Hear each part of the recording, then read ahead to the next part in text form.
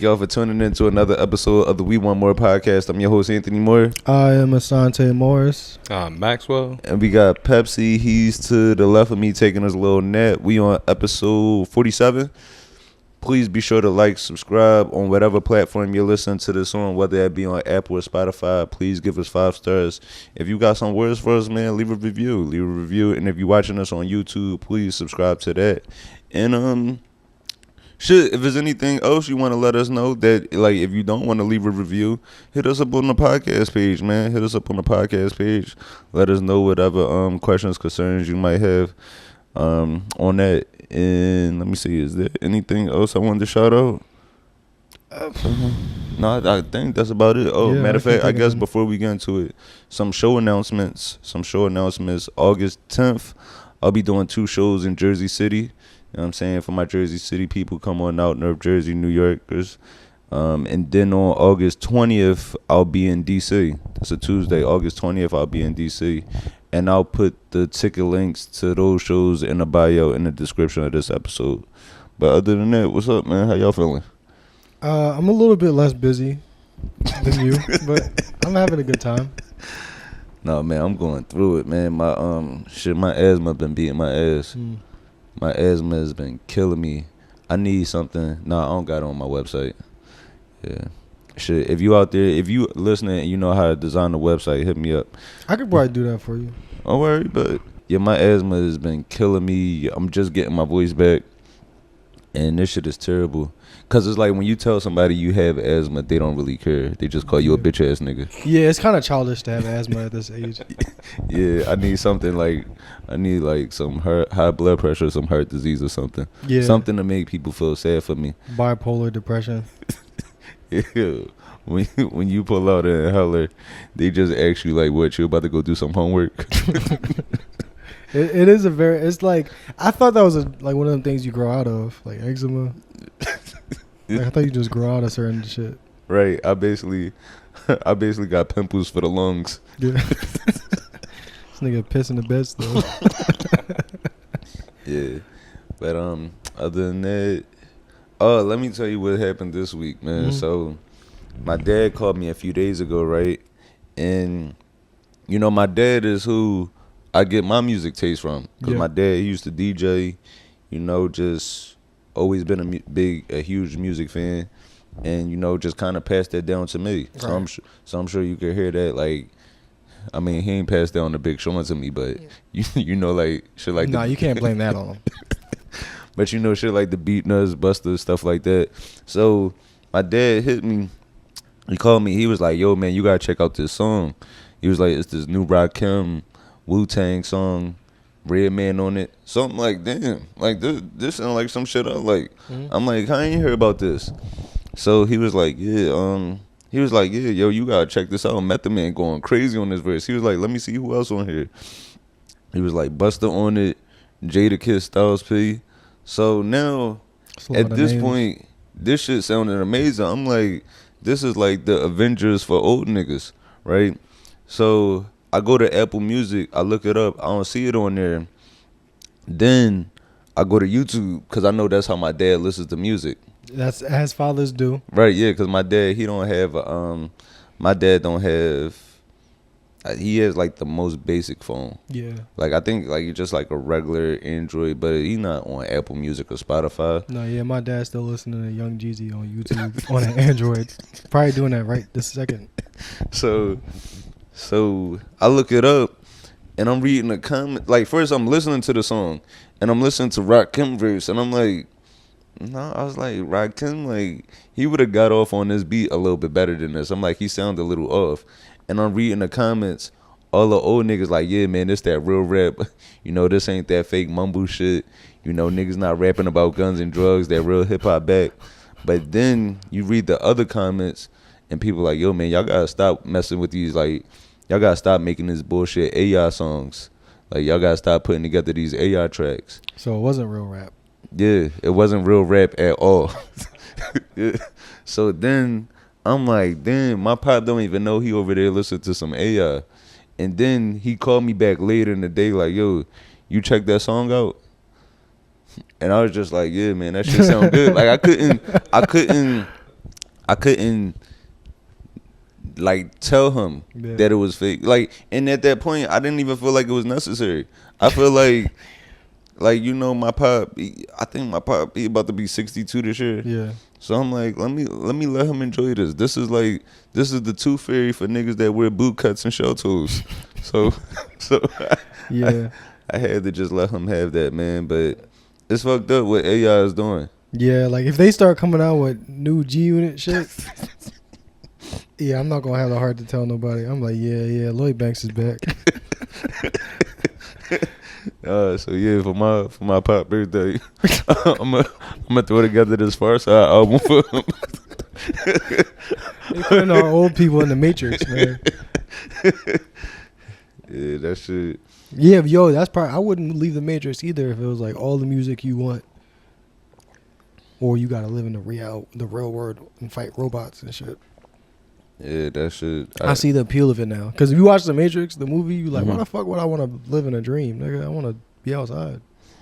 But if I'm 60 years old and there's new Rakim coming out, just fucking plug that shit up to my brain and put me in a vat of fluid.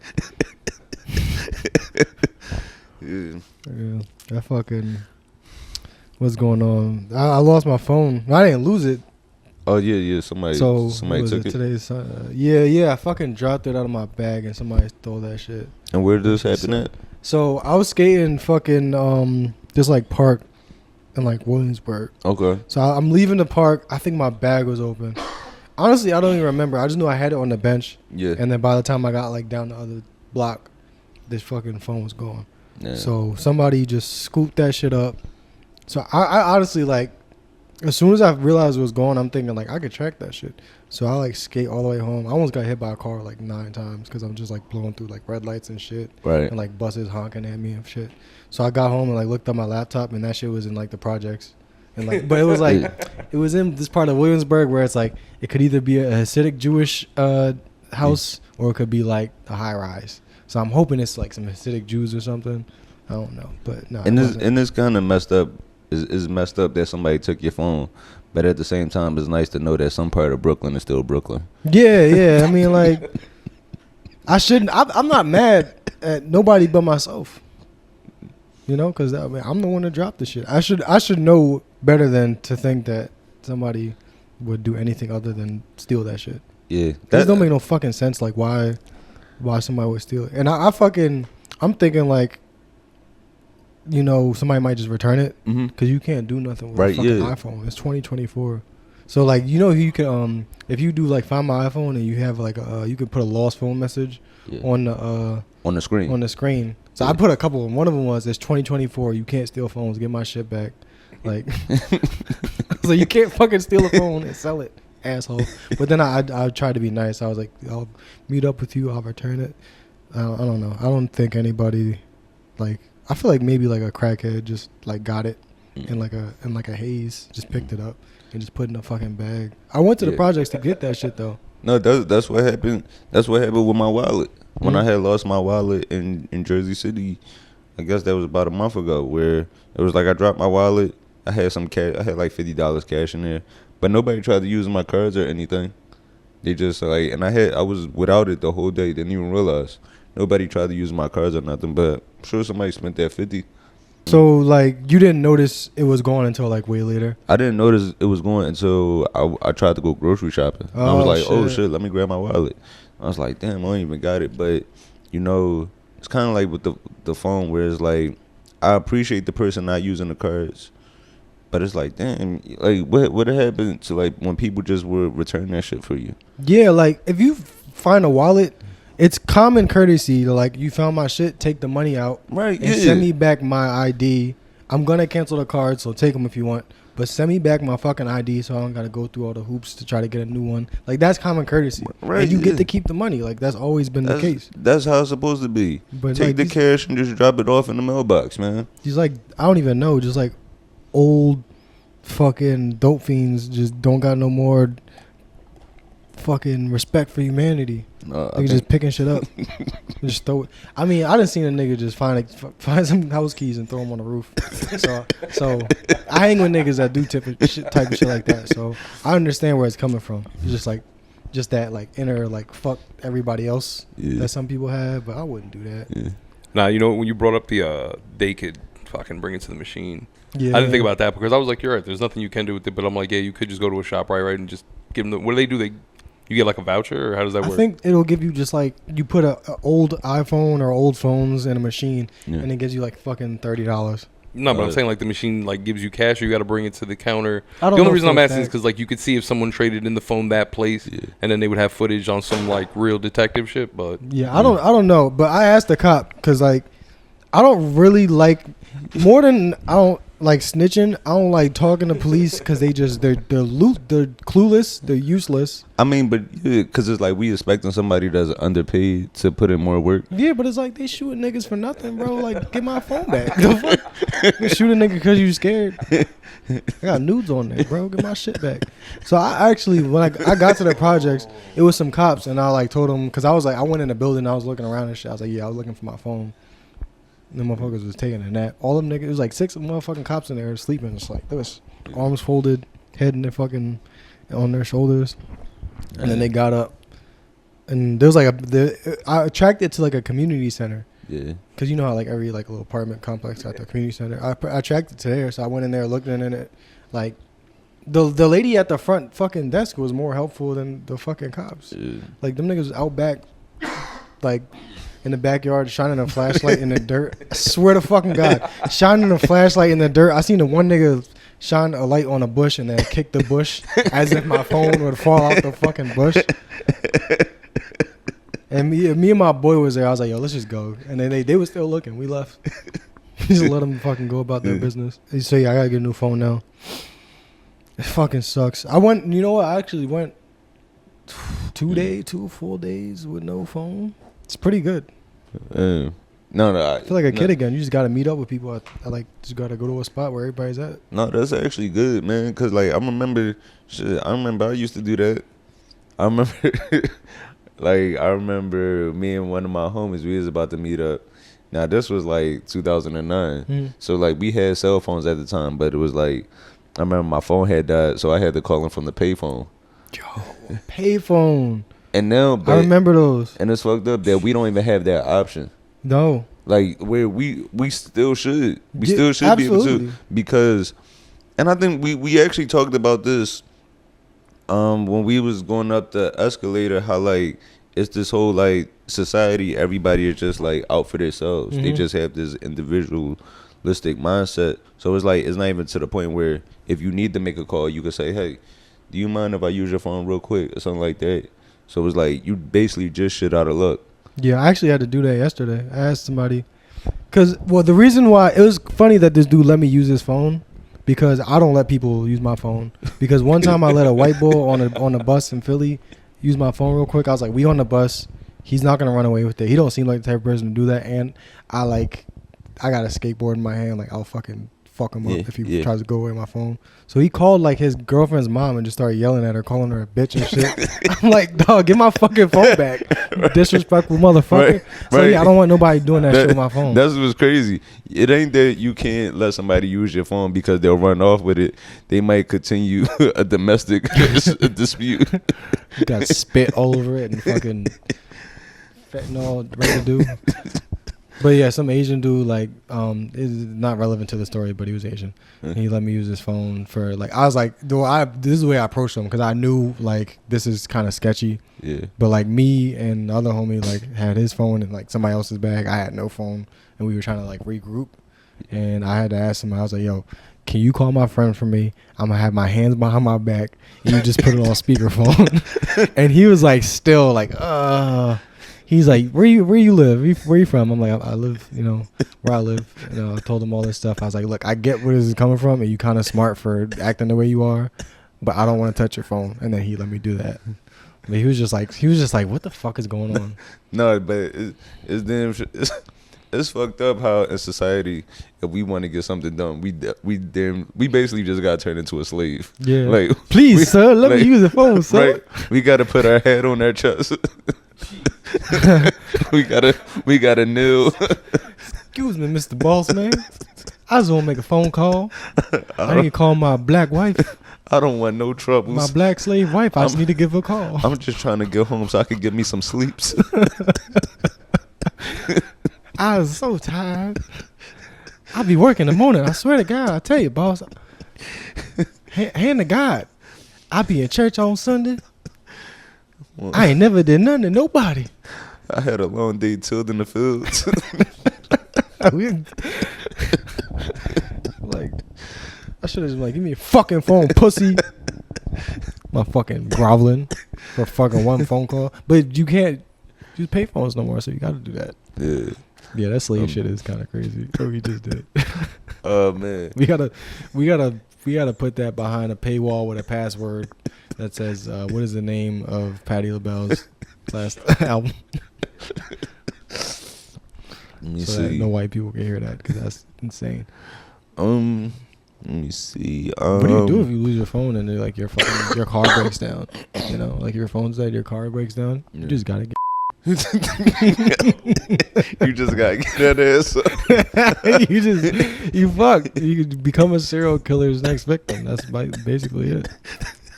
Get murdered. Let me see. You want to get into the topics? We should get off of this. What we're talking about. All right. Before it gets worse. Well, I guess we could talk about this. Yeah, let's start off since the Olympics is going on.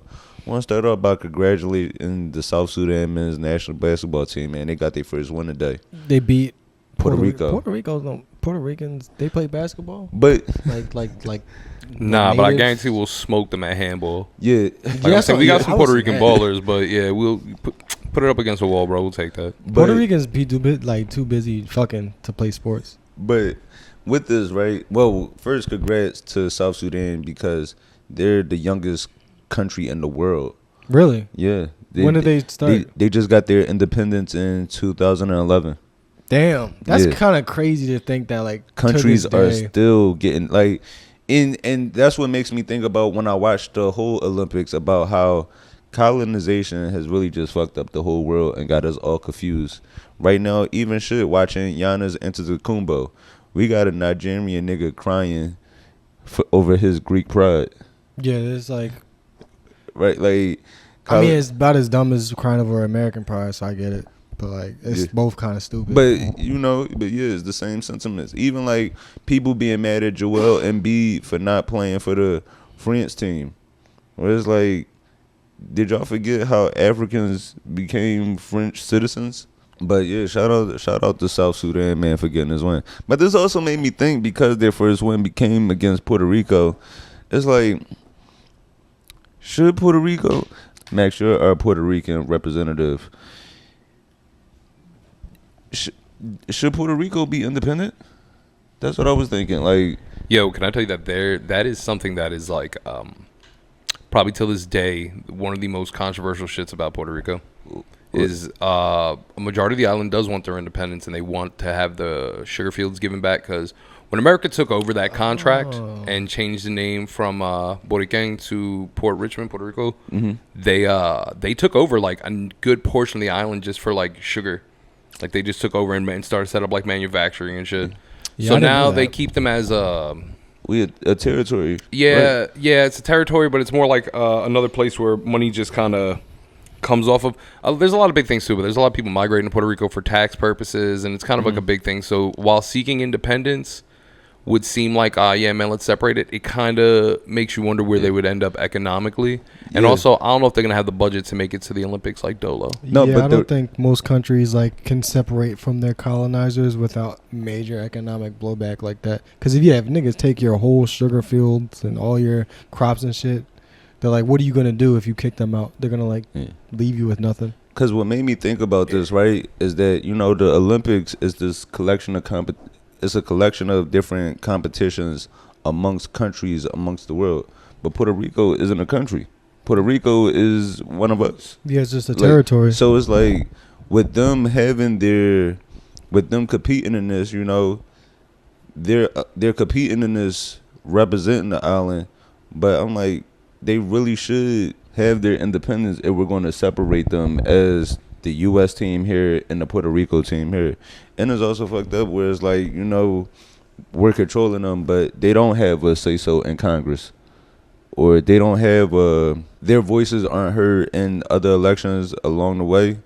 But that's because we but can they hear still their have voices to from outside the window all the time. We don't really need many more voices to be heard. You can hear them from down the block. They voices are just the music playing. Yeah. But have you been watching the Olympics? No, I don't really know how to watch the Olympics. All I got is a laptop, and I know there's like a website probably, but I've been too busy trying to chase crackheads from my phone. That's what we need in the Olympics. Yeah, we need to have a fucking every drug addict, like whatever country, like whatever drug is most popular in your country, get the addicts to compete. Like crackheads in America versus like heroin addicts in Britain. Yeah, I like that. Yeah, like the heroin addicts in Iran versus the cocaine addicts in Peru. That'd be nice. Yeah, it could be like the Special Olympics. I don't know what you would call it. They would definitely have the best track and field events, but like anything that involves like archery, they probably would suck at that. They would steal all the medals and sell them. Oh, speaking of that, the U.S., we lost. I think we lost in the shooting competition. Shooting what? Like basketball? No, I think guns. Yeah. Damn, how the fuck all we do is shoot people. That's what I'm saying. We're not good at aiming, to be honest. We're kind of just good at killing random people, old ladies and babies and shit. Oh, matter of fact, I'm glad. That just actually made me think of something. That just made me think of like, this is totally off subject, but a lifelong op of mine, and he might not even remember that he's still an op of mine, but the dude from Empire, Hakeem, he played Hakeem Lyons. He just got locked up recently, and I fought him in high school. I fought him, and I'm telling you, this downfall was 15 years in the making. No, the beef ain't dead. The beef is not dead. I respect that so much. You have no fucking clue. I admire hate like that. Yeah. I hold grudges. We hold grudges over here. Yeah, we hold grudges. That nigga jumped me. Yeah. Yeah. But it was cool because that was at a time where, the fights would just be a fight. So like nobody was worried about anybody going to come back and like getting shot or anything. What year was this? This was like 2008, 2009. Wow, damn. Okay, yeah, that was like around the time when men were kind of men. Yeah, that was what was cool. Boys It was like, boys. You get a fight in, you might win, you might lose, and that's it.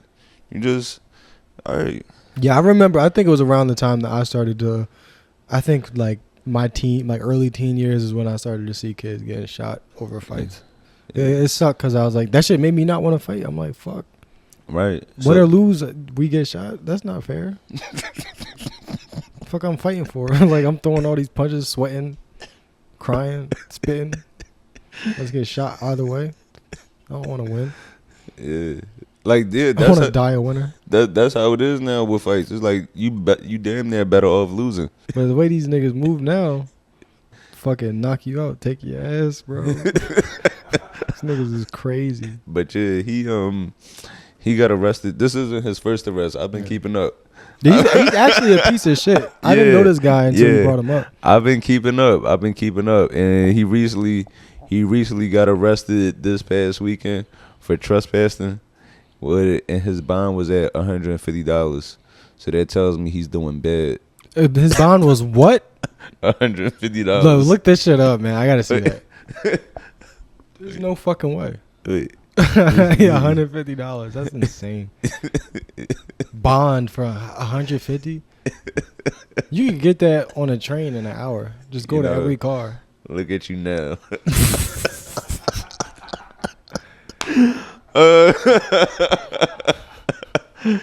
Yeah. Well. One thing about those tables, they're gonna turn. this is fucked up. Nah, man, fuck this nigga. I don't give a fuck. Oh, but just along the lines of people getting arrested, I think parents should be liable. Like if you have a child that goes outside in the summertime with a shiesty on, some type of hoodie, any type of Nike Tech material, and they commit a crime, I think you should be held liable. Because clearly, that nigga isn't in the right frame of mind. Yeah, there's like some sort of there has to be some sort of like liability where parents gotta deal with. Like if your kid does some shit that you clearly should have been aware of, you know how like you can get charged if your kid shoots up a school. Right. It should be the same shit for a playground. No, seriously. Just like a block. Right. Or like, you know what I'm saying? Like if you abandon your son and he grew up to be a serial killer, you gotta pay off like instead of child support that you should have paid, now you gotta pay like fucking court fees and shit. Yeah. Like you gotta be liable. I want to take it to politics. We can talk politics real quick. So in the past week since we last recorded, Joe Biden has announced that he's stepping down. He said he won't be running for re-election, and Kamala is running. I feel like I don't know if we talked about this. I don't even know if this is. I feel like this kind of low key. Maybe I watched too many movies and too much TV, but it seems like this was like a plan that was in the making. Where they're like, yo, we're gonna like hype up Joe Biden as the only option, so that when he fucking eventually fails miserably, then we have to put Kamala in there, and we're all gonna vote for that because it's like either Kamala or Trump. Yeah, the way I feel, I wish they wouldn't have waited until the last moment, because it's put us such in like bad position. And when I say us, I mean the people that aren't voting for Trump, because like the people that are voting for him, I'm sure for them it feel like they're in prime position. Whereas like you have this, now he's a hero. He survived the assassination attempt. So it's like he's the representation of, to them, he's the representation of what a patriot is. So where with, the Democratic Party, they're out here running this, their whole campaign is trying to use logic and reason to persuade people that really aren't the most logical people to vote for them. It's like, you want to convince them to vote for you. These niggas climbed the wall to break into the Capitol when it was steps right there. No, they're very much like like it was niggas falling off a 20-foot wall. And it's like, yo, you don't see these steps right here on the side? Nah, they were just all hyped up and shit. Yeah, that's the thing about people that's like unapologetically like Trump voters. I don't dislike them because I feel like they're like bigots. I just feel like it's really just dicky to the highest level to just wear a hat like from a dude and be like, I love him, I'm gonna vote for him, whatever he does, I'm gonna support him. Like if you did any shit that he did, I would probably distance myself from either of you guys. I was my own father did, so I was just like, it's people that like don't got relationships with their kids, but they on Trump dick. No, it's funny. I went to the bank the other day. I drove down to the bank the other day, like about like 20 minutes from here. And like when you get, when you go to deeper into some parts of Jersey, it gets like a little bit more suburban. Mm-hmm. So I go to the bank. Yeah, you got some dog hair on your lip. Yeah, I definitely feel that. Damn. White people, you know what that is. Kissing your dog on the mouth sometimes. Happens. Sorry, go ahead, continue. No, I didn't know you could see it. But no, so I'm driving back from the bank, and there was this white lady walking down the sidewalk by herself with a poster board she made, and it would say like Trump Vance 2024, and it was like glitter on there, like she did like a little arts project. It was kind of cute in an old racist way. Yeah, like a old folks home arts and crafts class. Yeah. Like make something that means something to you. You got 7 grandkids, but nah, fucking make a poster with some old nigga with a toupee on. Yeah. And with this too, at first, I am happy that Joe finally stepped down, because I'm tired. I was tired of his ass. Yeah, it'd be nice to have an adult that knows where they're at running the country. He's just mentally, and you know, just like as you get older, you start to revert back. So it's just like he shouldn't have the responsibility of running the country at how like 83. They don't even matter. I Like, don't even know. I would- yeah, it's too old. Yeah, I wouldn't want an 83-year-old running the McDonald's. Yeah, Dog, that's a good point. Like, if you like yelling, "Where the fuck is my burger at?" and then you see an 83-year-old, you're like, "Oh man, I'm so sorry. I did not mean to yell." But could y'all fire his dumb ass? Yeah, so like he should be able to enjoy his last years. Yeah, like that's this depressing. is like the last chapter of his life. But it's sad that it's come to this point because this is a man that a 50-year politician, he should have got a better send off than this. No, he don't deserve that shit. I He's mean- a fucking segregationist. Yeah, dude, nothing for nothing. Like, I understand what you're trying to do. It does come off the right way, but like, But bro, he has a checkered past. Yeah. Yeah. But you're on to something, like, Yeah, you as are, a public servant, Yeah. and with this whole facade of respectability politics, Mhm. he should be entitled to that. But on some nigga shit, he can go fucking kill himself in a bathtub with a toaster. I don't give a fuck. Yeah, I share those sentiments. Same ideology though. Yeah. Like, he is the active president, and like, say what you will, you know, about what you feel about this term, but they should be able to gracefully walk him off, not like sandbag him. Like you said, it did seem like kind of a plan, bro. That's a rough way to look at things. They should push him off in a wheelchair and then dump it off of the stage. Like you probably don't remember this. Brock Lesnar. Yeah, I remember that shit. Brock Lesnar. No, yeah. He broke the nigga with one leg. He broke his only leg. Yeah, I remember that shit. That was my favorite era of wrestling. Brock Lesnar, when he was out doing shit, the Big Show was breaking rings and shit. That was my favorite fat joke of all time. Do you think Kamala? Do you think she stands a chance? Yeah, I mean, there's a lot of people in our position that will just vote for anybody that's not Donald Trump. Like, I don't think the fact that there's some people that are like, well, what's the difference? You know, it's old white guy or old white guy. Blah. But there's clearly a difference between like the direction the country is going to go in. Like people that want to steer it. We have two right-wing parties in this country. So the only thing we can do is just pick the one that's slightly more left so that we can try to maybe one day in fucking 50 years have a more left of like or centered country. Mm-hmm. So it's either that or like further right. So I think a lot of people are going to just vote for Kamala just because it's not Trump. Yeah, it's like I don't know. you know, I want. That's where I'm leaning. Yeah. That's definitely where I'm leaning. Abortion And, rights, like it don't matter who the fuck it is, just let people kill babies again. That's crazy. I don't mean to say it like that, you know. No, but it's like Let us, all right, make us have the babies. I'm leaving them.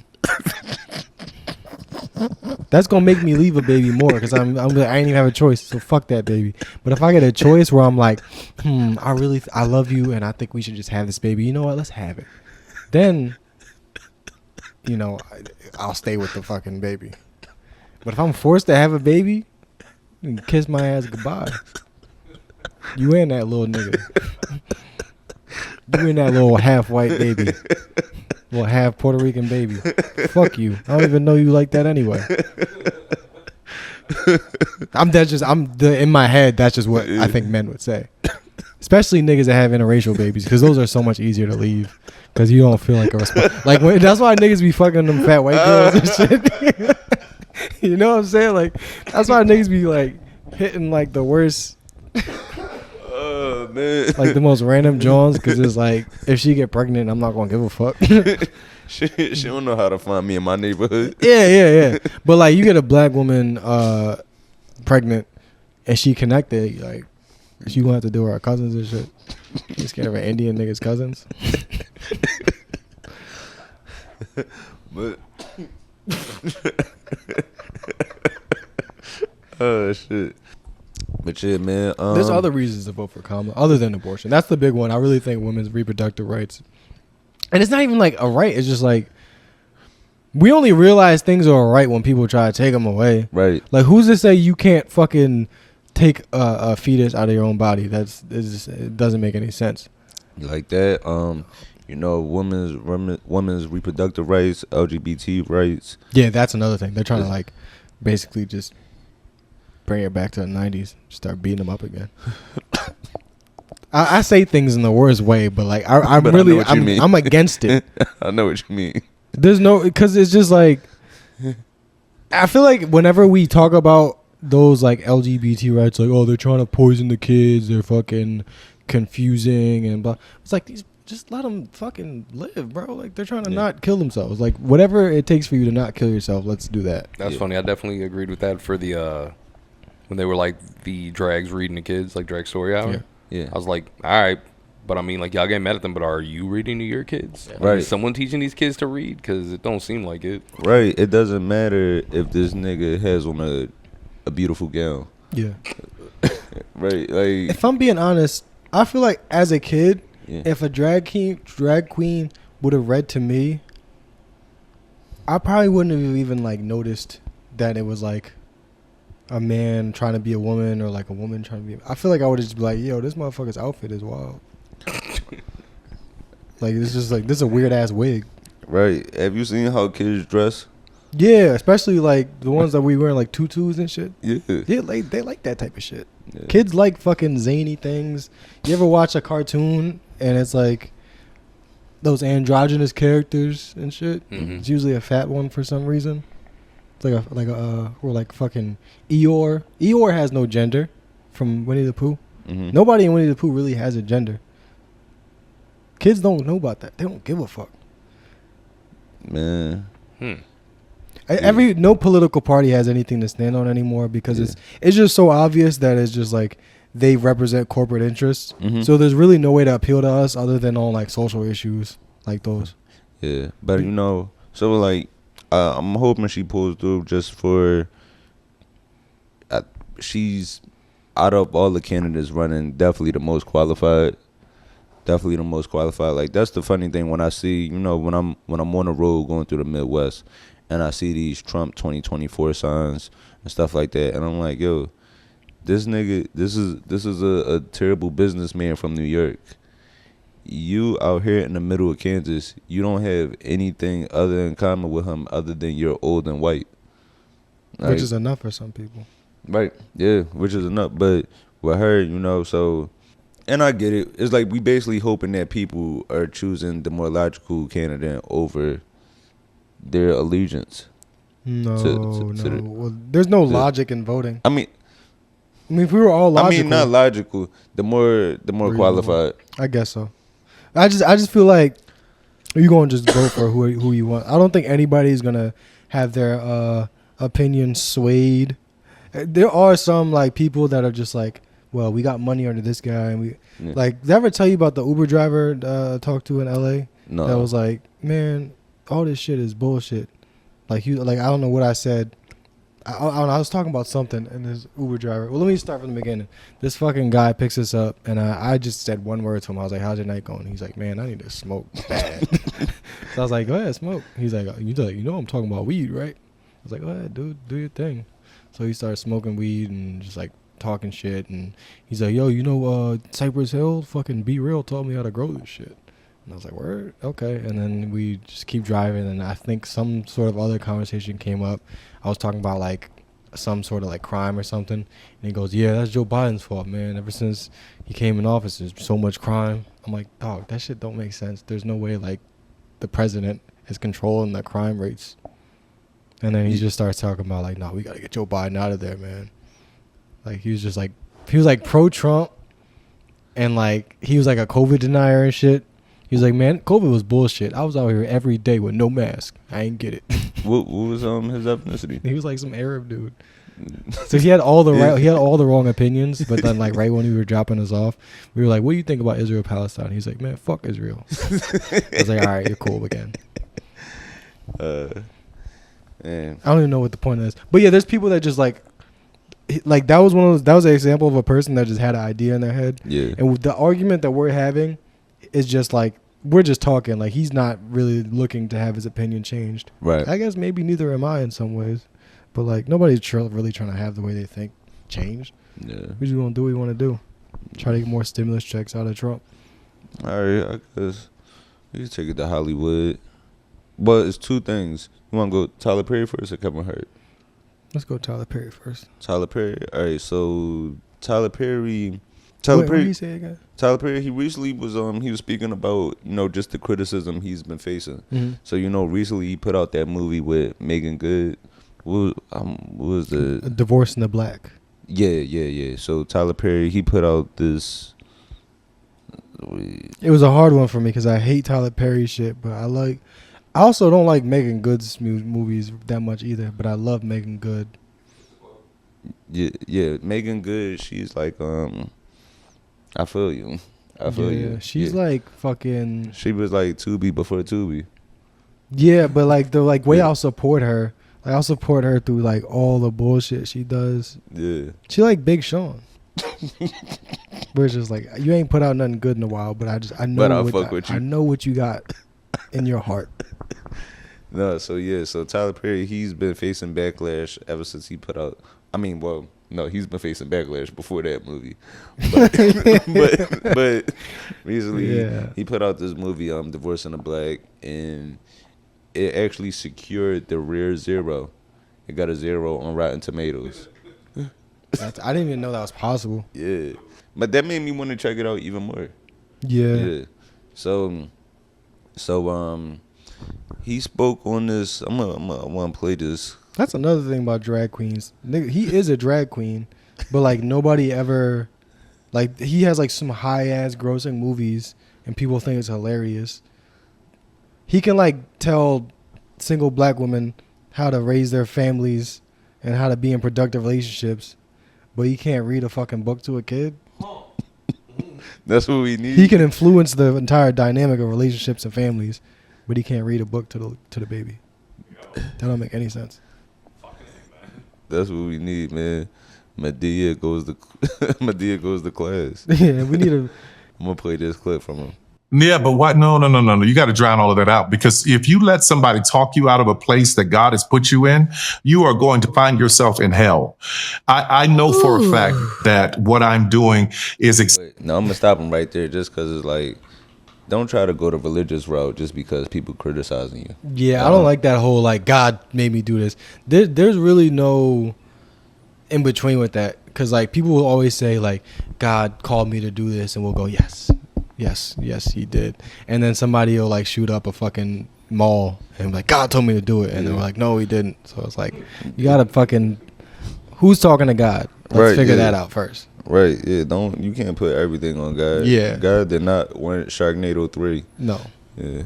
Exactly what I'm supposed to be doing, because for everyone who is a critic, I have thousands of used to be emails from people saying, this changed my life. Oh my God, you know me. Oh my God, you saw me. How did you know this about my life, my family?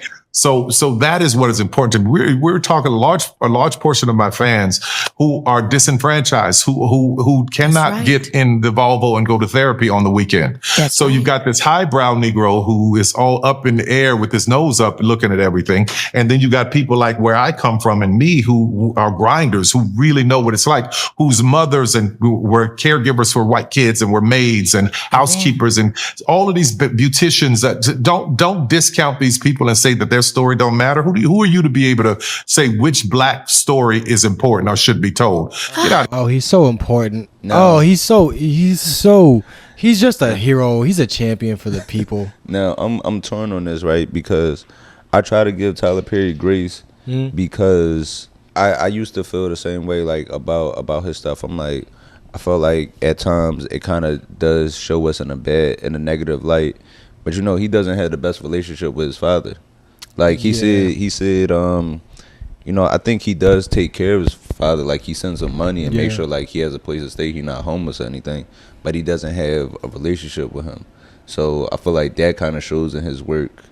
So where it's like it's some strain in his relationship where he felt like his father didn't take care of his mother in the best way. So it's like the influence you see the influence from that in his stories of the single woman struggling. And there in some ways like the story Diary of a Mad Black Woman, I will defend that movie to this day. That's a great movie. That one and Family Reunion. I don't remember that one. I I watched Diary of a Mad Black Woman within the past couple of years. That's a good fucking movie. I like that. I even like when he played himself. Whatever. I like Alex Cross. Yeah, that was cool too. But In the plays were good. Like before he got in theaters, I liked the plays. But I feel like when you take this kind of stance, when you feel like you're above criticism, yeah, that's where your work starts to take a dip, and also that's where like complacency sets in. I feel like no matter how big you get, you're only as good as what you're putting out at the moment. Yeah, it's like, oh well, people like it. It's like people like Oreos and Pop-Tarts. That don't mean they good for you. People just like shit that makes you feel. And it's like also when you making like movies like he makes, it's like of course people are gonna be like, oh, you see me, because he's talking about women get beat up and that shit happens all the time and like abused. And I want to tell you, it's like just because you make a movie about it don't mean you a hero, nigga. You just made a movie about some shit that really happens. I don't like the way people talk about Tyler Perry though. Sometimes they're homophobic. Sometimes they like downplay his like, you know, contributions to. I love like, Tyler Perry, bro. I wish whites had a Tyler Perry. I don't particularly love or hate him. y'all got Sandler. Yeah. All right, that's better than the. He's better than the example I was gonna give. What you gonna give? Weinstein. Yeah, that's probably not the right one. Yeah. I just feel like people say shit about Tyler Perry that's like, if they were in front of him, they wouldn't say that type of shit. Right. And not because like he would beat them up, but it's just because like they'd be like, yo, can I get a couple $1,000? But you know, he said something. He said, you know, some of his fans, some of the people that feel seen in these movies, they like the movies because they're not able to just get in their Volvo and go to therapy. And I'm gonna still tell need you, to though, bro. Like, yeah, I want to tell you, if you're using Medea for therapy, I need you to go Google some Medicaid.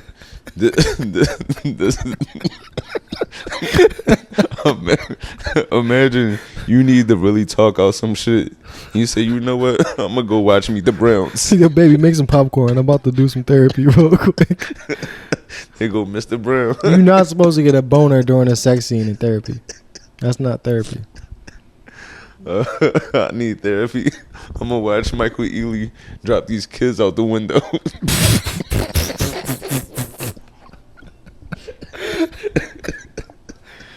Something about when the girl hit the ground just spoke to my soul.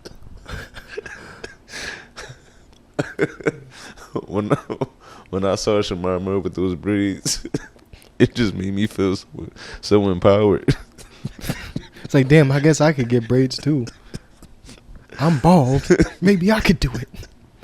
Just put a fucking wig on. Yeah, that man has some. He has like, I like his usage of terrible wigs because it really lets you know you're watching a movie.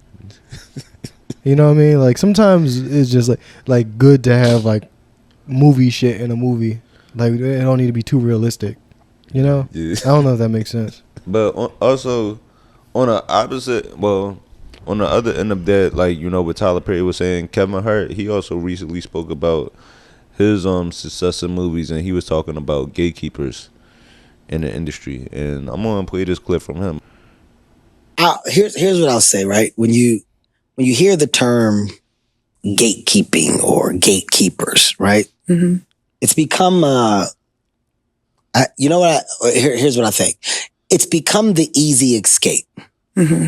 The easy escape for what you haven't done or what you're not doing or what you feel you should do is the world of blame.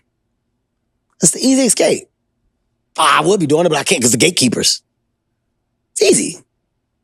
It's very easy for me to say I can't or I'm not because of that. I would easily be doing it. That's why. Because gatekeepers. But it's a very undefined statement. Like, who are the gatekeepers? Who are you actually speaking of when you refer to the gatekeepers? It's like when you hear people say, yeah, I would, but you know, they hating on me. Who is they? The Jews. That's what they're talking about. I'm pretty sure that's what they're talking about, right? Like Mike Epps, Cat Williams, Monique.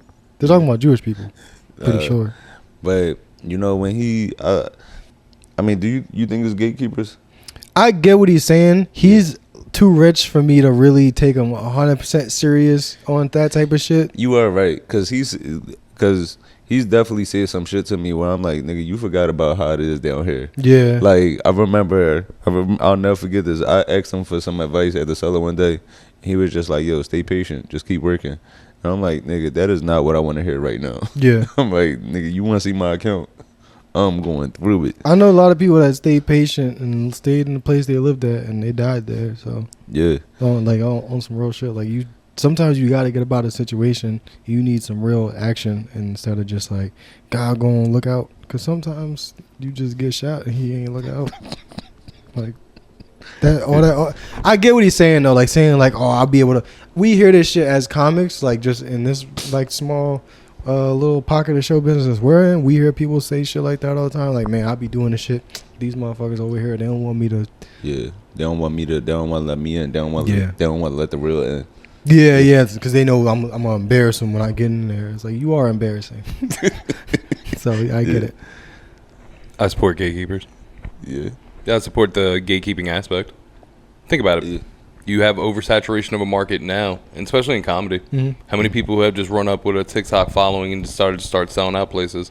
There needed to be preventative measures on this, and it's like this in the field too. You find somebody who's got like a bullshit qualifier degree, and then they get into it and have no actual experience and not really bet up to it. You get into bad things can happen. Yeah, gatekeeping is necessary to an extent. There needs to be a level of that. I like that. That's a good ass point that you just said, because shit, we just went through an instance like that a few weeks ago, and I ain't gonna say his name, but a certain comedian was mad that he didn't get on at the Comedy Cellar.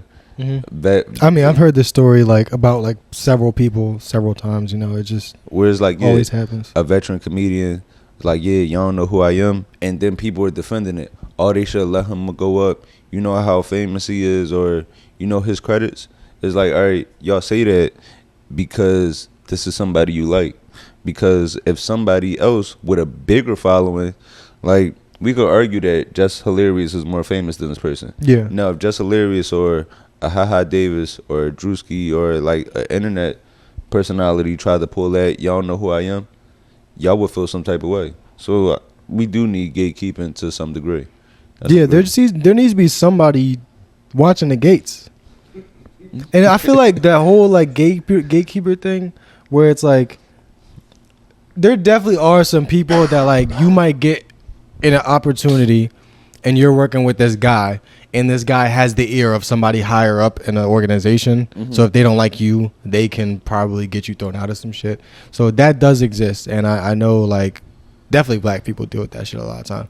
But some niggas is just hard to work with. Like some of y'all just like are unpleasant to be around, hard to work with, and a lot of times that's why people don't get shit. That's why I don't get shit a lot of times, because I'm unpleasant and I talk shit a lot. But and that's something I want to free us from too, man. Yeah. People gotta realize that, yo, just because you're being professional doesn't mean you're selling out.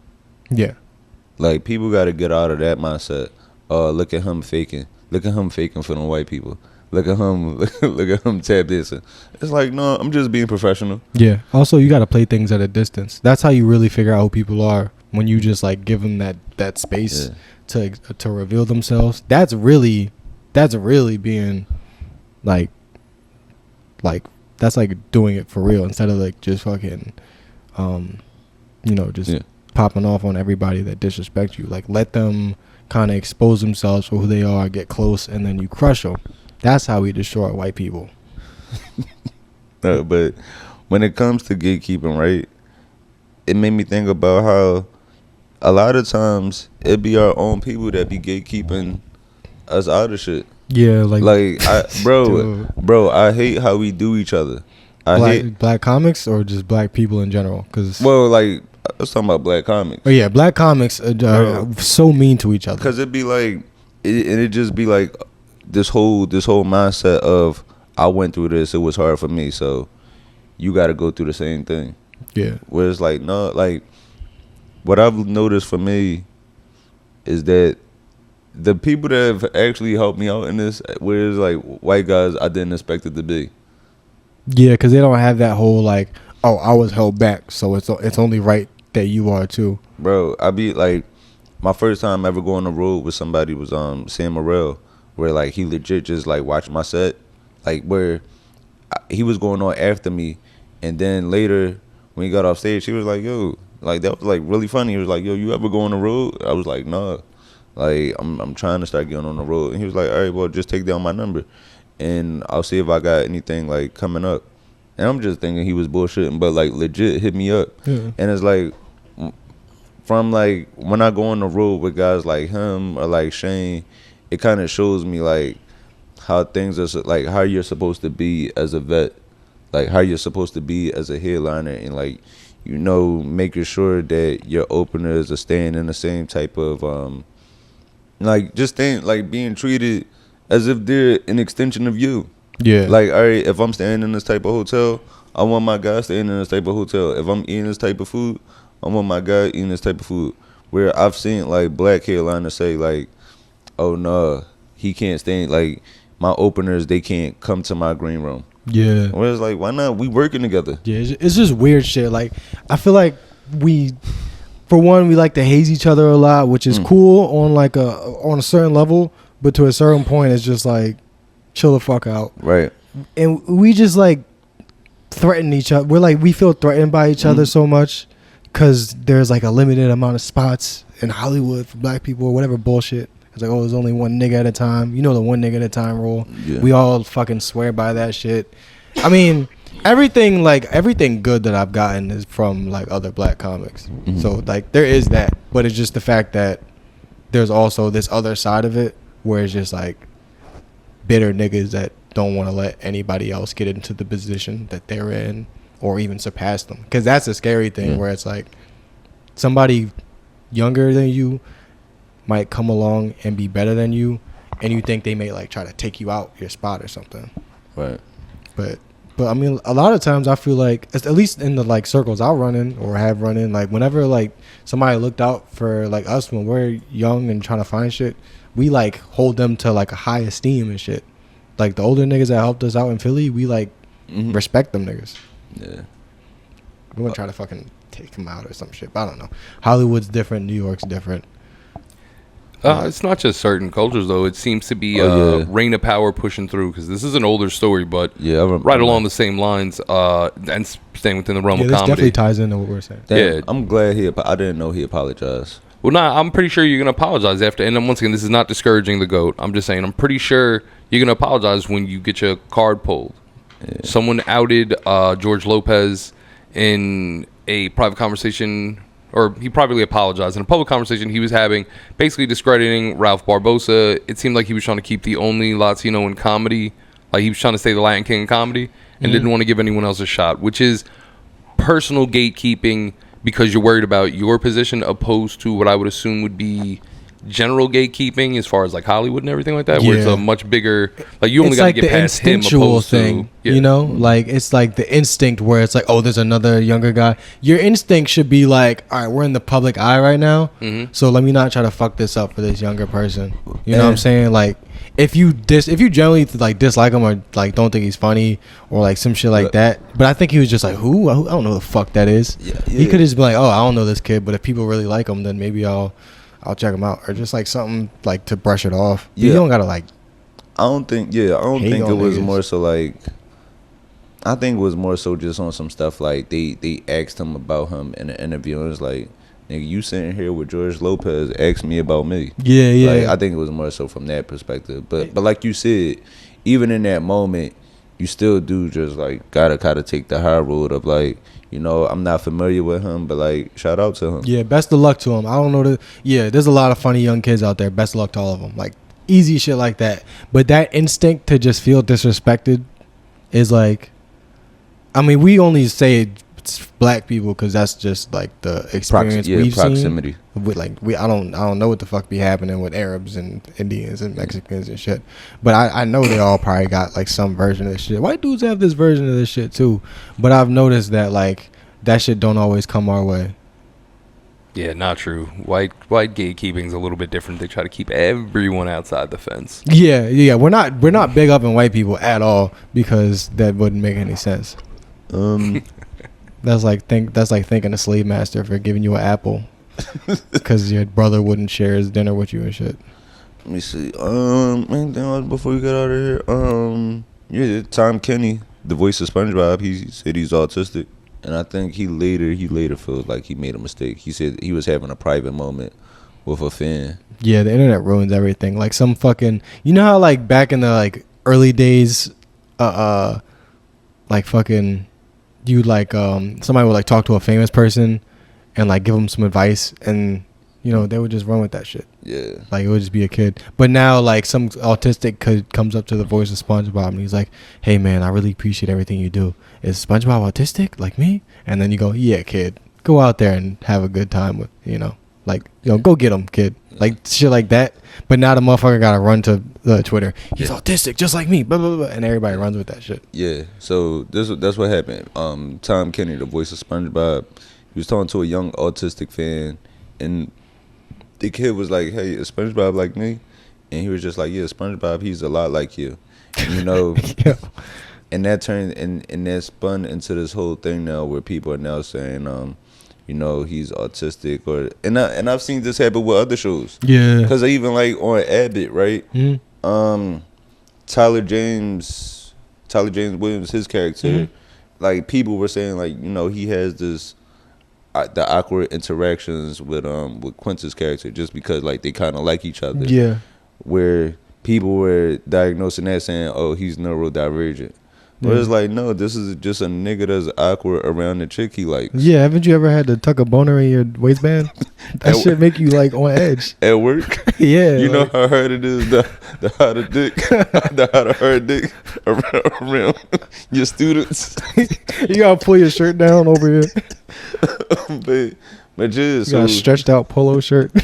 So yeah, now people are running with that, and sometimes it's just jokes, but I think people really just take that shit seriously, and it's like, first of all, being neurodivergent is made up. Yeah, I hate how being autistic has become trendy. Autism is like a real condition that people struggle with. So like being like, "Oh, I think I might be slightly autistic." No, dude, you just look at the fucking phone all day and you don't fucking talk to people. Yeah, like you're not autistic just because you're annoying at work. Yeah. You can't make eye contact, like, dude. Yes, eye contact is kind of hard sometimes, man. Like that ain't because you're autistic. Especially with like bad bitches. It's just your dad was just mean to you too many times. Yeah, you don't believe in yourself. You like, "Oh no, man, I don't think this girl's gonna like me." So you don't look at her in the eyes and shit.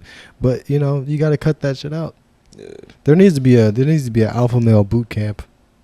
I wonder if I should start something like that. Do you think something like that would work? No, I'm just playing. Yeah. You ever seen the alpha male boot camps? Yeah. Where it's just like a nigga making you flip tires. Yeah. They're just calling you a bitch in the rain. Yeah. That's and before we get to the movie, did you want to talk about this restaurant block? Well, Keith Lee, he visited a restaurant, and the owner's son put out a statement saying that his mom actually tried to like take her life after a bad Keith Lee review. Which is like, yo, this is internet shit. We need to do a study, man. This shit can't be healthy. Yeah, this is... Imagine trying to kill yourself because Keith Lee don't like your greens. That's not funny, man. It's not funny. Yo, dude. It's crazy how it's not funny. He definitely went from being a hero to being like a villain on the internet so fast. Yeah. Well, I mean, it's not his fault that he ain't like the fucking food. It's honestly like, that's the thing where it shouldn't be his like the influence that he has is the problem. The fact that he could say something and a bunch of people just like join his cult. I'm not disagreeing that a lot of what he said in the beginning of this video had to do with, receiving phone calls and harassment things post that. But the big thing that seems to be upsetting is Keith Lee had set something up with them, once again, allegedly, according to what this guy's saying, had set something up with them to try to make it right. Had the mother invest whatever money and time and XYZ into the situation, and Keith Lee completely blew them off. Wow. That's what this has become now. Well, there's two sides to every story, but I wouldn't believe it. I wouldn't put it past them because rich people do shit like that. Once again, I'm just want to give entirety because it does seem like he did something like just malice and uncalled for, but no, there's levels to this. Wait, I want to play some of this. Since Keith Lee came and visited, Hold Over up. too. Wait. God damn, bro. He's not talking without the music. It's only with the music. Yeah, that music is part of the main video. Oh, then I don't believe none of this nigga is saying. You can't fool me with that sad music. Chill, you can't like properly produce sad things now. No. Like this story is sad, so it hits harder with. Nah, that he in the got his hair background. done for the video. Dude. Yeah, don't give me the music to make me feel like I need to adopt a cat. I know my mom is the owner of Sweetie Season Food Truck, and since Keith Lee came and visited, her entire world has been changed. She gets non-stop harassment, phone calls, day and night, death threats, all that stuff. But this latest stunt resulted in her attempting to take her own life last night. So long story short, Imagine that. Bro, imagine your mom getting this nigga mom is getting death threats. You gave Keith Lee some bad mac and cheese. We gonna get you, bitch. Yo, the internet is such an unhealthy place, bro. This poor lady. We coming for you, nigga.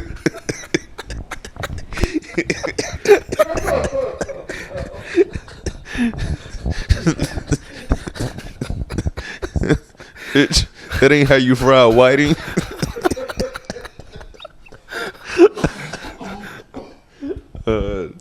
Yo, this shit is not healthy at all. No. And also, why? If somebody threatened to kill my mom or like make my mom kill herself, I'm out hitting people with hammers, nigga. I'm not. Right? I'm not on Random TikTok. people. I'm not going to TikTok. With TikTok with sad music.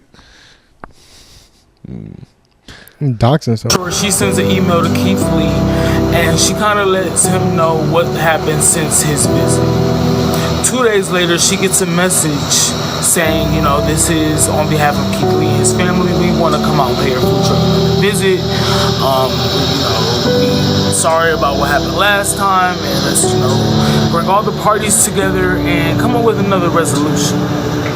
My mom was on board. She's willing to do anything to stop, you know, all of the harassment and stuff. I'm like, okay, great. You know, I'll do whatever you need me to do. Just let me know. So she was in contact with, you know, Keith Lee the entire time, planning everything. The only thing that he asked her to pay for was a barber. He was like, if you pay the deposit for the barber, it's only $300. You know. So this is the situation where I think Keith Lee, he had left her like a huge tip so other customers could get their haircuts and their hair braided and stuff like that. And instead of his mom splitting it with the people, she just pocketed it. Oh wait, so she did that? Yeah, like from a few months ago. Oh Yeah. shit, yo! In the archives, yeah, you guys spoke about those. Yeah. Yeah, yo, that's not to say that like anybody deserves to deal with anything like that. Internet harassment, like that shit sucks. And like I'm sure she was just like, I don't know.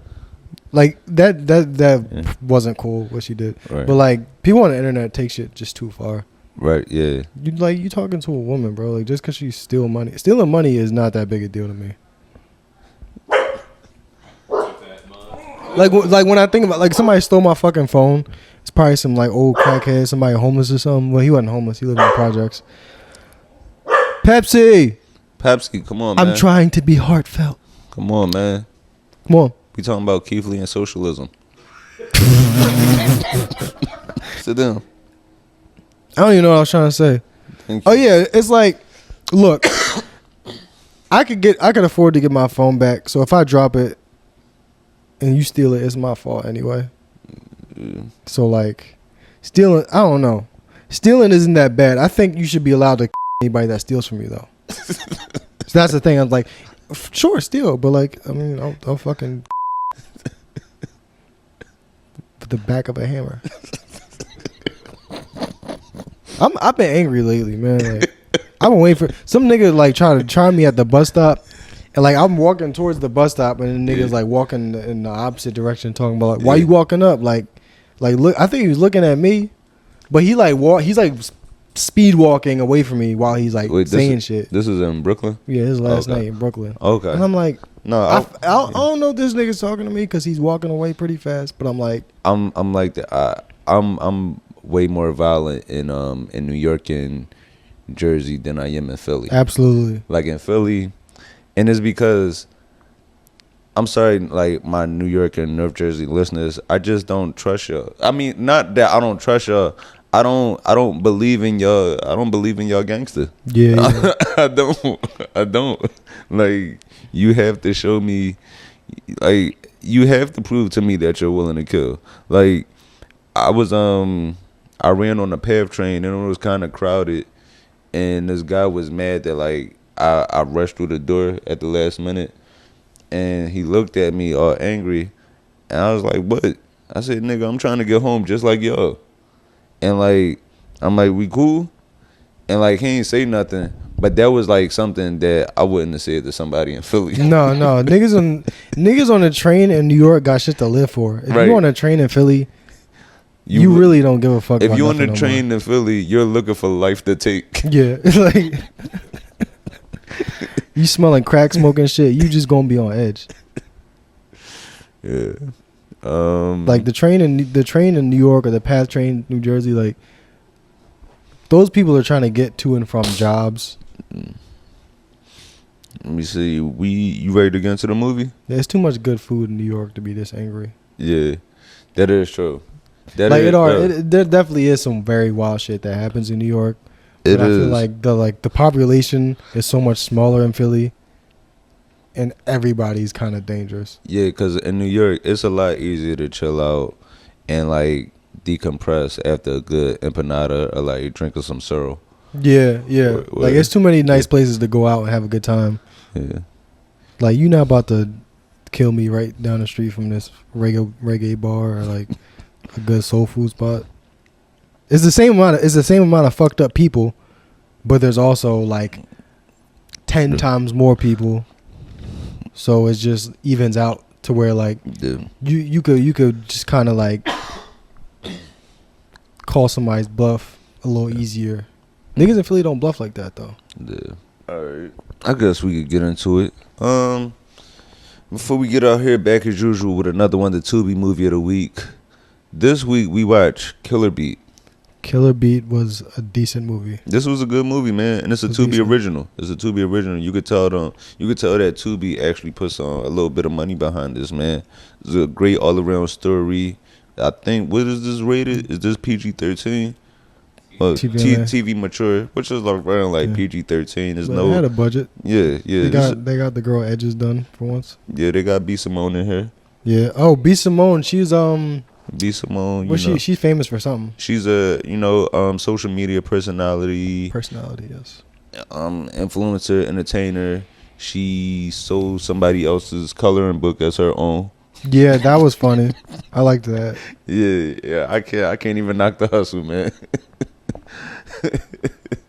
But yeah, B Simone. Is this her IMDb? Is this her credits? Let me see, where she been playing in. Some bullshit. Wait, go down, because I think I got the hookup 2 down there. Wait, Killer Beat. This was an alright This was movie, B though. Simone's best movie. Yeah, this was definitely up there. This was directed by Michael A. Pinckney. He directed and wrote this. B Simone, she's just a side character of this though. The movie stars. The main, she was cool. It's the Kia. Stakia I hope I'm Washington? saying that right. It's the Kia Lynn Washington. She's the main character in this. She stars as Lady Bars. Yes, terrible name. Lady Bars. Terrible. Yeah, Trinity. name. Her real name, her character's name is Trinity. She has a headshot too. But she also goes by Lady Bars in this. She's new. She's like kind of new to us, so I don't feel comfortable talking shit about her. I would like to. She's somebody I would like to build up, then tear her down. we got to build up black women so that it's more satisfying when we to make tear them feel them down. low.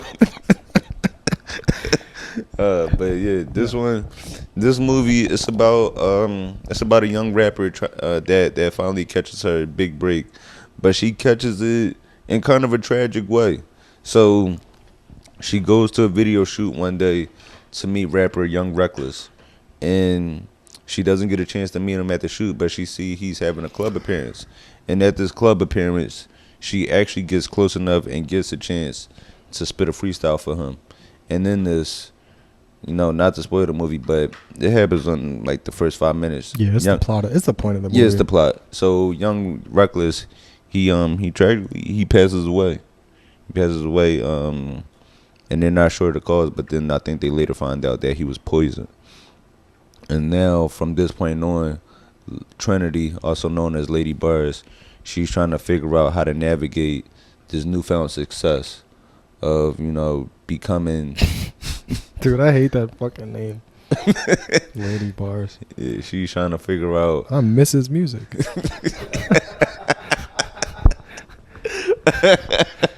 She's trying to balance the new success, but also she's worried about if the same person that took out young Reckless, if they might be after her.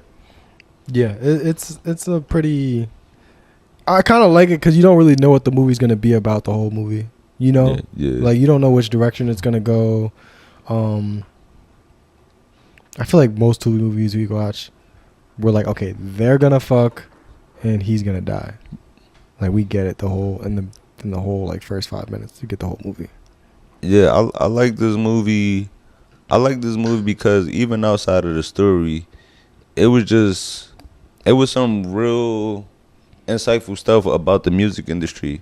Whereas like, and we talked about this before, how rappers, when they're dying, they're still valuable and they actually become more valuable to their label, and how other artists, the label, how just different people around, they try to exploit their artist's death in a way. Yeah. Who died recently? Pop Smoke died. King Von. So many people. PNB. A lot of people got killed. Julio Fulio. Yeah, all these people that like are like making other people money still somehow, even though like they get their families get cut out the fucking deals and shit. It's fucked up. It's messed up. Julio Fulio, this nigga is freshly dead selling weed. Yeah, I don't know if anybody saw that, but like the day after this nigga died, he was on Instagram talking about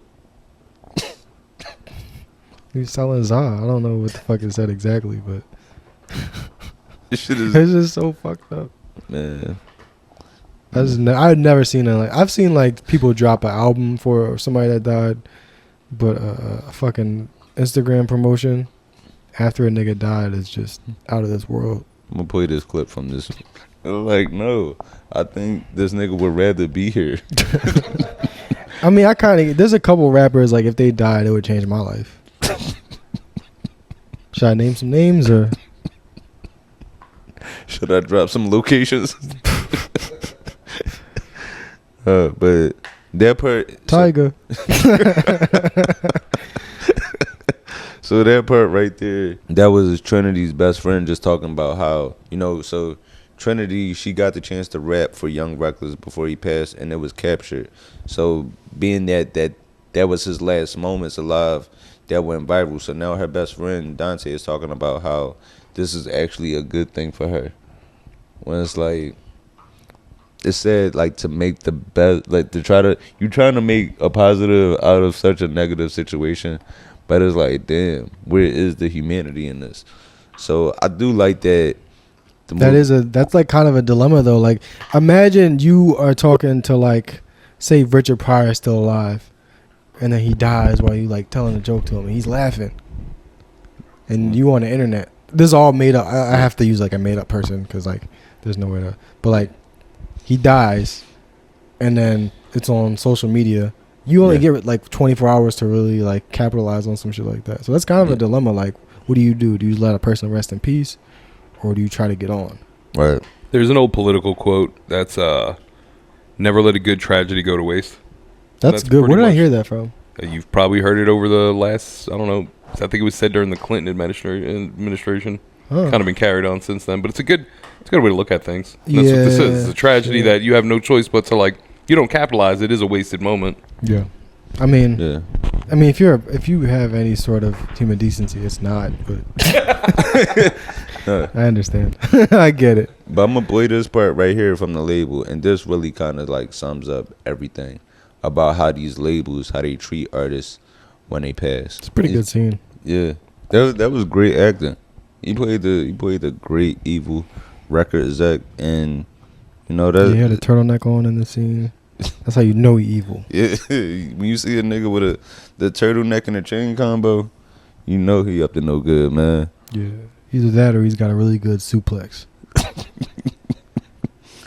That shit is. I mean, cause we talked about it. I think when you weren't here, we talked about how the label, how they did Pop Smoke. Yeah, so it was disgusting, bro. Where it's like, you know, he's going. Why are y'all making a deluxe album? Like this is music where we don't even know if he wanted this music out. I think it's actually a few rappers that have that in their will. I think Anderson, Pac is one of them. I think Tyler and Earl Sweatshirt talked about this also too, where it's like, once I go, don't put out my unreleased stuff. It was unreleased for a reason.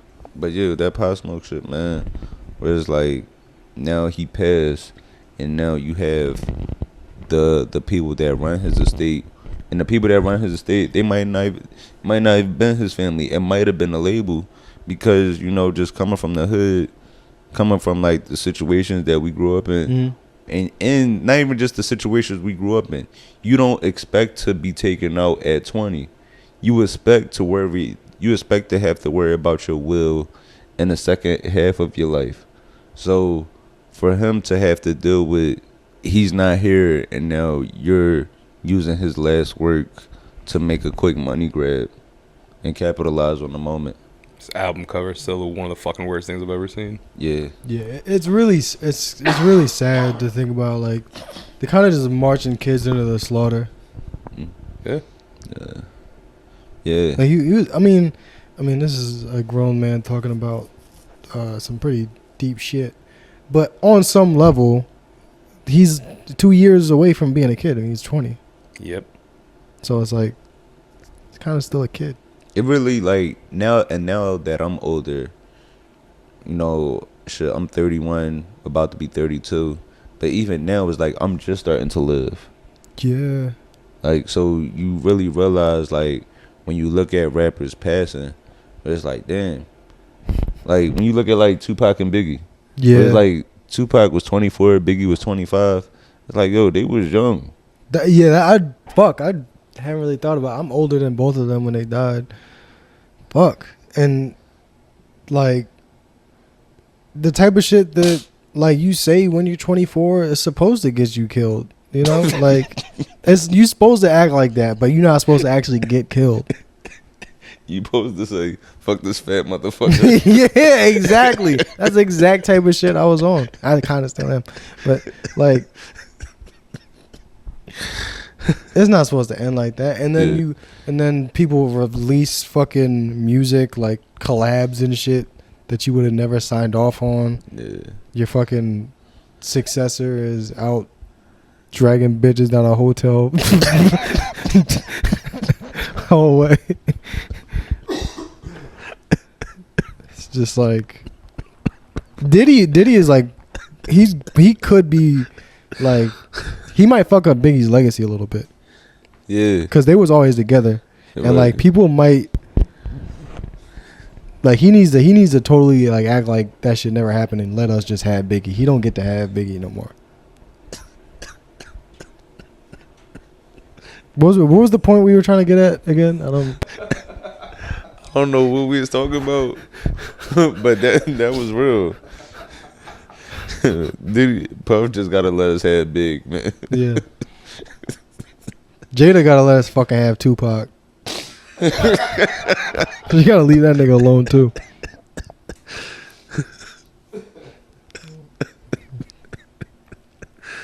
That still is wild to me. Like, having your daughter write letters to your dead ex-boyfriend. Like, rich people should be like locked into mental institutions way more often. Like, they should have interventions. Like, look, you need to check yourself in because you're not well. the fact that you can play a fish in a movie, that's a sign that you have a personality disorder. If you can just tap into the mentality of a fish like that. Shit. Nah, man. If y'all looking for something to watch, man, definitely check out Killer Beat. Killer Beat is cool. This was a alright little movie. Yeah, we like the characters. None of the women, I don't think they would let any woman that couldn't pass a paper bag test in this movie. So that's a strike against it. There's a whole bunch of light skins. It's a light skin overload. I'm not fucking with that. There's no dark skinned woman in this. Yeah, that's the type. It's to a point where it's like that's on purpose. I don't like that. So this movie, I mean, there's some pros and cons. No dark skinned women are harmed in this movie, but none are seen. so you know what? Let's look at it positively. At least none of them got punched in the face. Yeah. So I'm gonna play this other scene in here where like at least Demar's Harvey isn't shooting a black woman. So at this point, Dante and Trinity, they're at a vigil for Young Reckless, and while they're there, they happen to meet Young Reckless, one of his friends, but then they also meet Charmaine, who's an exec at the label that used to work with Young Reckless. That's fucked up when like you gotta be sad that somebody died, but you like, yo, y'all niggas are hiring though, right? No, that's how it be when like a comic die. So what y'all gonna do with his spots for the month? That show's still happening, right? Yeah. Y'all clearly y'all need a host. But yeah, you're gonna be recasting that role in Avengers. If y'all looking for something to check out, man, check out Killer Beat, man. Check out Killer Beat. This was an alright little movie. I'll give this. I'm not sure. I'm giving this a 4. What did it have on IMDb? I don't know. Cause IMDb is not giving these movies the justice at all. Yeah, IMDb is racist. Yeah, IMDb, they out here, they gave it a 6.4. I give this movie, I give it a 4 out of 5. Yeah. Like you can't, they out here giving Tubi movies, they rating them on a Jordan Peele scale. Yeah, that's not fair. Yeah, they don't have the budget. They might not have the acting chops, but they have the drive, and that's what matters, man. So if you looking for something to check out Killer Beat. Yeah, I think. Yeah, what do we say the Tubi scale is? Like Tubi movies aren't even legally able to reach 10 stars on the IMDb, so it's like it's 6.4 out of like 8. Right. You know, like the ratio is different. Right. So yeah, I think if somehow in the math that could work out, we'll give this a 4 out of 5. Max, what do you think? 4 out of 5. All right. Pretty good movie. Especially if you like colorism, then it's a 5 out of 5. Jesus. Let me see. Before I know you just mentioned it. Before we got how do you feel about Robert Downey Jr. coming back to the MCU? Did you see that? I didn't see that. How is he coming back? He's coming. Oh damn! I guess you lost your phone. He's coming. yeah. He's That's foul. He's coming back. He's going to be Dr. Doom. So like, cause they need a new villain now that Jonathan Majors is going. Jonathan Majors is having a rough. Yeah. He's been having a rough year, man. You lose the MCU. Megan Good is getting lifted up in front of you. Niggas is clowning you because you still dance like you in the 50s. Bro, it's fucked up because this time last year he was winning. Yeah. Like coming off of, he had Creed and Ant-Man both #1 at the same time, and he had that bodybuilding movie about to come out. Like, and I fuck with Jonathan Majors is a great actor, man. So like to see everything play out this way. And I love Robert Downey Jr., but don't recast me with a nigga that used to get arrested all the time too. Yeah, yo, if this was like, if the shit Robert Downey Jr. did it today, he wouldn't be able to get in MCU. Like he's already like atoned and like cleaned his act up for like years, and there was no internet, so like he benefits from that because he probably hit a chick or something. He's on heroin. You can't like. I don't even know if we're allowed to blame heroin addicts for their actions anymore because it's like they're victims. Yeah. But Dr. Doom is a pretty fucking Dr. Doom's a good character. Yeah, I'm excited to see this. I'm definitely excited to see this, man. I wonder if they're gonna do like some fucking. Wow. Okay, that's how they've released it. Yeah. But like, how are they gonna work his name, his face into the movie? I think he's going to be part of like maybe a different multiverse. Oh, well, that kind of is annoying because that's just like such a easy cop out. I wish I could use that. I don't know who the fuck that bitch is. She from the multiverse. That's a terrible excuse. Sound like some shit you just say like as a kid. You break a lamp. It was me from another dimension. Yeah. But shit. Anything else before we get out of here? I don't know. If you a dumb nigga, you gotta make sure you got a smart woman around you. That like if you lose your phone, somebody gonna have to help you track that shit. So bro, it ain't nothing like having it's nothing like having a woman be able to help you. Like, cause men, we dumb. So it's I mean, not all of us. It's just us two. No, I'm a baby. Yeah, for real. Shit, I need somebody there to help me book my flights. Book my flights. Hey, I know you was like that. Yeah, I need you to proofread this email for me. You think I'm getting booked? You think I'm getting booked at these clubs? No, that's her. Yeah. Niggas only be having jobs because their girl submitted the application. So, Literally, man. Treat your black ladies with what I don't know. I feel like I'm about to start pandering. Nah, but fuck these bitches, nigga. I don't know. I just feel like I had to I don't know. I get it though. Like women, have a respect them or whatever the fuck. Yeah, but man, we definitely appreciate y'all tuning in to another episode. Be sure to follow us on all social media platforms. Whether that be on our own personal social media pages or the podcast pages. And if it's we definitely do plan on adding some different segments.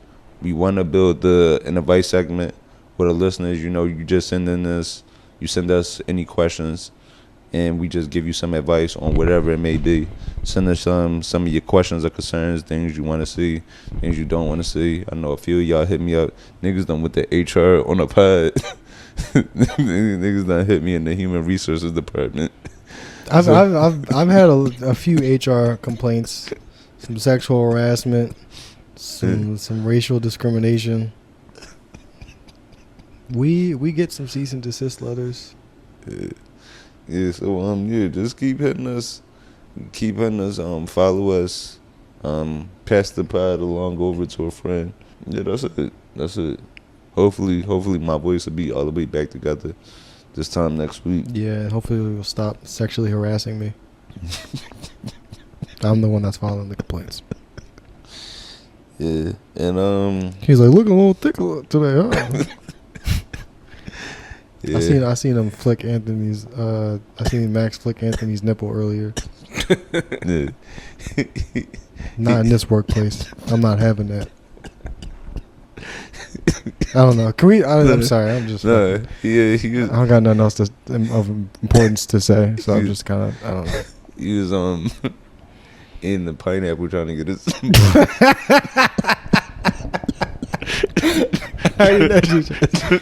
Trying to get it tasted right.